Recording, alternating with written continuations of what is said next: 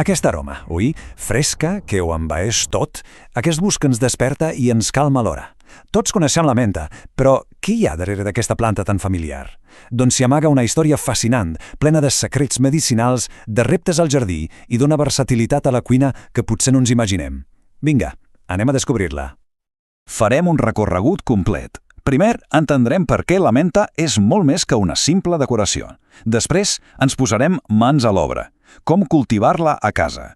Veurem com collir-la i guardar-la per treure-li el màxim partit.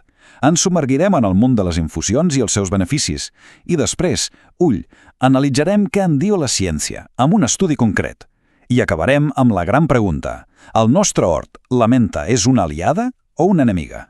Pensem en la menta i segurament ens ve al cap la típica fulleta decorant en un plat o surant en un mojito. Però quedar-se amb això seria com dir que el mar només serveix per mullar-se els peus. Aquesta planta té una història molt més profunda, amb arrels en la medicina i la cuina de cultures d'arreu del món. De fet, quan diem menta, en realitat estem parlant de tota una família de plantes, el gènere menta. Aquí hi trobem varietats molt famoses, com la menta pebrera, que és més intensa, més picant, i la menta verda, que és més suau, més dolça. Cadascuna té el seu caràcter. Molt bé, anem a la part pràctica. Com podem tenir aquesta meravella a casa nostra? És molt més fàcil del que sembla. I aquí tenim el primer consell clau. Tot i que es pot intentar plantar-la des de llavor, és una mica una loteria. Potser la nova planta no té el gust que esperàvem. La manera més ràpida i segura és fer-ho a partir d'un esqueix, una branca d'una planta que ja ens agradi.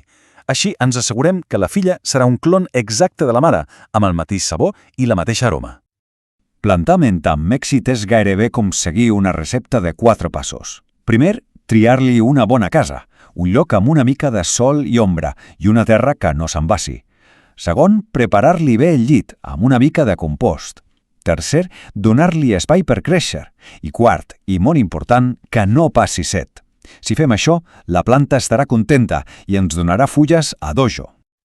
I ara arriba la pregunta del millor, perquè tothom que ha plantat menta directament a terra sap que té una reputació de ser una mica conqueridora. Les seves arrels són com un exèrcit que avança sota terra i pot acabar ocupant l'espai d'altres plantes. Però tranquil·litat, hi ha maneres molt eficaces de mantenir-la a ratlla. La clau per conviure amb la menta és posar-li límits a les arrels. La solució més senzilla i efectiva de totes? Un test. Un simple test actua com una muralla, una presó de màxima seguretat, que impedeix que les arrels s'escapin. D'aquesta manera, gaudim de la menta sense por que es converteixi en l'ama i senyora de tot el jardí. Perfecte, ja la tenim plantada i controlada. Ara, com la portem del jardí a la cuina? La manera de collir-la i de guardar-la és fonamental per aprofitar-ne totes les propietats. Aquí va un altre petit secret. El millor moment per collir-la és al matí, un cop s'ha assecat la rosada.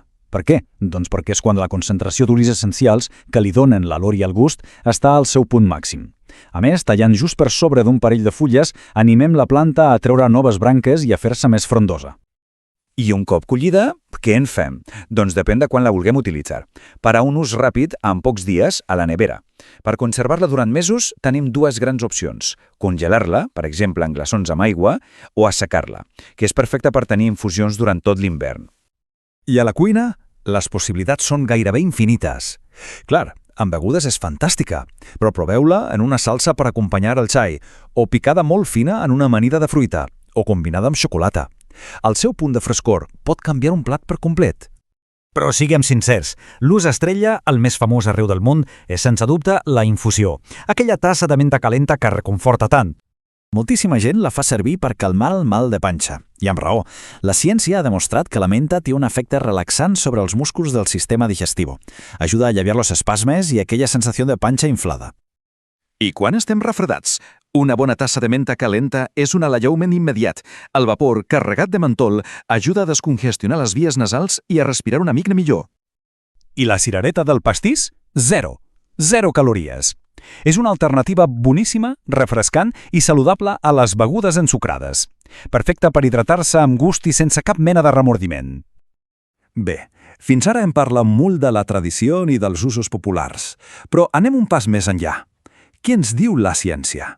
Mirem què revela un estudi científic sobre com s'utilitza la menta com a medicina en algunes comunitats. Fixem-nos bé en aquesta xifra, un 56%. En un estudi fet al Perú, més de la meitat de la població feia servir la menta pebrera com a recurs terapèutic. Això ens indica que no és una cosa anecdòtica, sinó una pràctica profundament arrelada. D'acord, la fan servir molt. Però per a què exactament? L'estudi va voler identificar quins eren els problemes de salut concrets que la gent tractava amb la menta. I aquí el tenim, claríssim. La dispèpsia, el que en diem una indigestió, i els còlics estomacals. Aquests dos usos sumen la gran majoria. Això confirma el que la saviesa popular ja ens deia. La menta és el primer remei en què molts pensen per als problemes de panxa. Però atenció, perquè ara ve la dada més crítica de tot l'estudi, una xifra brutal. El 96% dels usuaris no tenia ni la més remota idea que la menta pogués tenir efectes secundaris. Gairebé tothom la considerava totalment inofensiva, i això és molt important. I és que la gran lliçó aquí és que natural no vol dir inocu. Per a molta gent, la menta és beneficiosa, però per a persones amb reflux gàstric, per exemple, el pot empitjorar. O si hi ha problemes de fetge o càlculs biliars, cal anar com compte. Cal fer-la servir amb coneixement. I amb tot això que hem après, tornem al jardí. Tornem a la pregunta del principi.